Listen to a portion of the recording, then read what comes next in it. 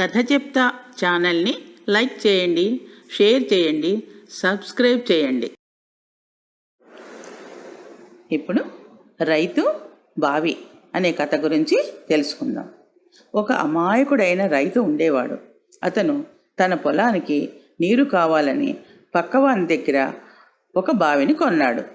నీటి కోసం బావి దగ్గరికి వెళితే ఆ బావిని అమ్మిన అతను, "నువ్వు బావి కొన్నావు కానీ నీళ్లను కాదు, నీళ్లు ముట్టుకోవడానికి వీలు లేదు" అని అడ్డుకున్నాడు.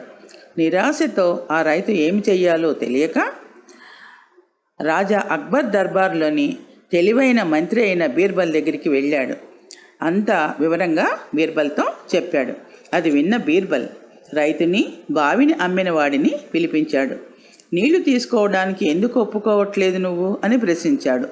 మోసగాడైన వాడు, "నేను బావిని అమ్మాను కానీ అందులో నీటిని కాదు" అని జవాబు చెప్పాడు. తెలివైన బీర్బల్ అతనితో ఇలా అన్నాడు, "నువ్వు చెప్పింది బాగానే ఉంది. నీ నీరు వాడి బావిలో ఎందుకు దాచుకున్నావు? త్వరగా నీరు తీసి ఖాళీ చేయి, వాడి బావి వాడికి ఇచ్చేసేయి" అని ఆజ్ఞాపించాడు. తను ఎంత గొప్పగా ఉపాయం వేస్తే అది మొదటికే మోసం వచ్చింది అని గ్రహించిన వాడు క్షమాపణ చెప్పి బుద్ధి తెచ్చుకున్నాడు. దీనివల్ల మనకు తెలిసే నీతి ఏమిటి? మోసం చేయడం మంచిది కాదు.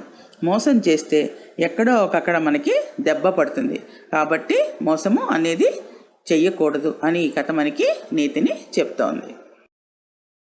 కథ కంచికి మనం ఇంటికి.